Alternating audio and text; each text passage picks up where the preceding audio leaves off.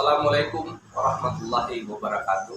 Selamat pagi, semangat buat organisasi Himpunan Advokat Pengacara Indonesia. Saya Advokat Duli Asmar SHST TOT. Kali ini saya akan berbagi tip cara menyelesaikan tabrakan dengan tepat. Asal menurut Undang-Undang Nomor 22 Tahun 2009 tentang lalu lintas dan angkutan jalan, kecelakaan lalu lintas merupakan peristiwa di jalan yang tidak diduga, ingat ya, tidak diduga dan tidak disengaja, yang mengakibatkan kendaraan atau pengguna jalan lain yang mengakibatkan korban manusia dan atau kerugian harta benda. Pasal 283 salah satu pasal yang menjadi dasar atas kasus kecelakaan lalu lintas. Apa bunyinya? Vidi. Setiap orang yang mengemudikan kendaraan bermotor secara tidak wajar dan melakukan kegiatan lain atau dipengaruhi oleh suatu keadaan yang mengakibatkan gangguan konsentrasi ya, dalam mengemudi. Jadi setiap orang yang mengemudikan kendaraan bermotor secara tidak wajar, secara tidak wajar, ya kan? Dan melakukan kegiatan lain dipengaruhi oleh suatu keadaan, apa misalnya HP, ya, itu kan bisa penyebab dari sebuah kecelakaan. Menurut Undang-Undang Lalu Lintas Nomor 22 Tahun 2009 itu juga dibagi 3 karakteristik. Ya kan? Kecelakaan lalu lintas ringan, kecelakaan lalu lintas sedang, dan kecelakaan lalu lintas berat. Nah, bagaimana menentukannya, Bang? Wah, tentu ada penjelasannya. Kalau ringan, itu mengakibatkan rusaknya kendaraan dan atau barang. Ya, hanya itu saja. Itu bisa dikategorikan termasuk kecelakaan ringan. Ya. Kemudian yang sedang itu mengakibatkan luka ringan, ya, dan kerusakan kendaraan dan atau barang. Nah, itu sedang. Kemudian kalau yang berat itu mengakibatkan korban meninggal dunia dan atau luka berat. Itu termasuk berat, kecelakaan berat. Terus bagaimana cara menyelesaikannya? Inilah yang mau saya sampaikan. Nah, yang pertama ketika terjadinya insiden kecelakaan, Anda lihat dulu penumpang Anda, belakang, kiri, kanan, bagaimana keadaan. Kemudian Anda turun, Anda lihat keadaan di belakang, depan, ya. Sambil abadikan, boleh foto lihat keadaan. Termasuk golongan mana dia? Klasifikasi tadi. Ringankah? Sedangkah? Atau berat? Anda sudah bisa menentukannya. Oh, cuma ditabrak dikit doang. Belakang, dan Anda penyok, nanti Anda dalam arti kata bisa Anda sebagai korban lah. Tapi diduga ya Anda sebagai korban menurut Anda. Tapi nanti saya jelaskan bagaimana menentukan salah dan benar. Nah, kemudian setelah Anda abadikan tujuannya apa sih kita abadikan ini? Untuk mempermudah, ya, kita abadikan. Anda pinggirkan dulu kendaraan Anda. Kenapa harus dipinggirkan?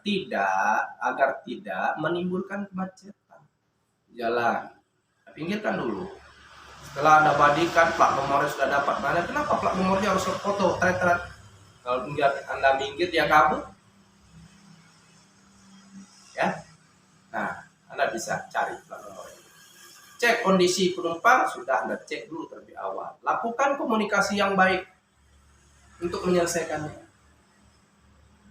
Ayo, bagaimana bang? Gini, dan membunuh gitu. Tentunya Anda harus tahu menyatakan diri Anda sebagai korbankah? Anda menyatakan diri Anda, berasumsi diri Anda itu sebagai pelakukah? Anda harus paham betul ada penyebab atau faktor-faktor terjadinya kecelakaan. Faktor pertama, faktor alam. Ya, apa contohnya, Bang? Nah, contohnya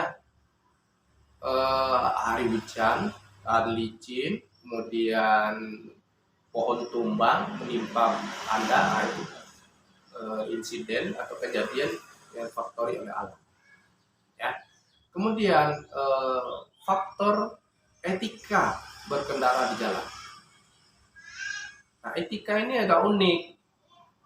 Banyak orang sekarang nggak pakai etika. Jadi ada etika berkendara di jalan. Ketika Anda contohnya begini. Anda dari jalan biasa untuk menuju jalan utama. Kemudian Anda harus lihat dulu dong.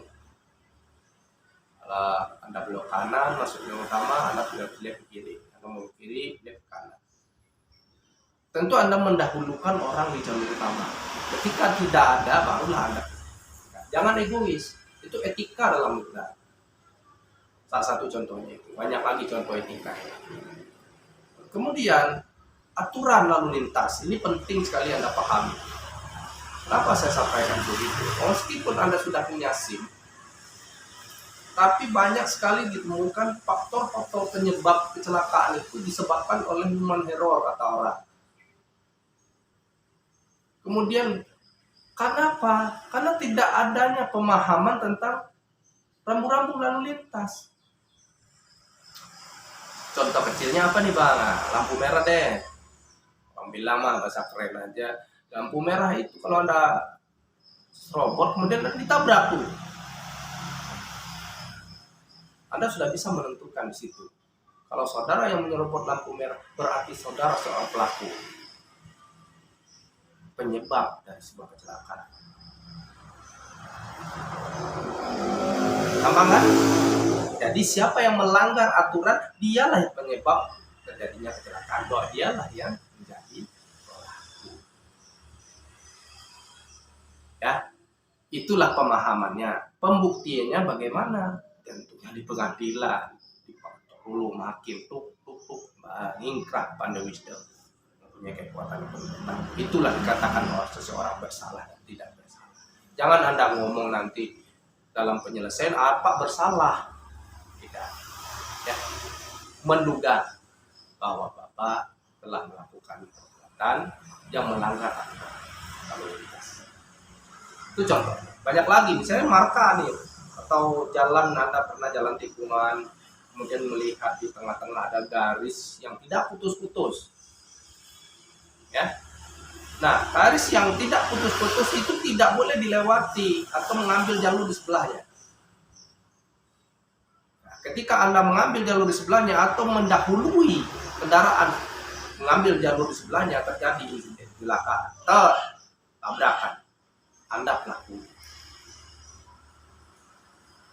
Gampang. Ya, jadi pahami undang-undang lalu lintas. Oke. Ketika terjadi insiden tersebut, Anda sudah bisa menggolongkannya klasifikasinya. Ketika klasifikasinya ringan atau sedang, Anda lakukan mediasi, komunikasi dengan baik dengan kepala dingin. Jika terjadi, maka bikinlah surat pernyataan, surat ini dan segala macam. Ya, abadikan, pastikan diri Anda mempunyai SIM dan STNK ketika berkendara. Ya, kemudian kalau itu berat, kecelakaan itu berat, Anda jangan coba-coba untuk mediasi. Anda ketika langsung hubungi pihak kepolisian untuk menangani kasus. Ketika pihak kepolisian datang, buat situ sudah lengkap. Anda bantu untuk mencarikan 2 orang saksi di sekitar. Cari 2 saksi. Ketika Anda menjadi korban maupun Anda menjadi pelaku. hubungi segera pengacara. Saran saya, karena akan dapat membantu Anda dalam menyelesaikan kasus tersebut. Terima kasih. Tentunya sedikit memberikan hak-hak Anda nanti.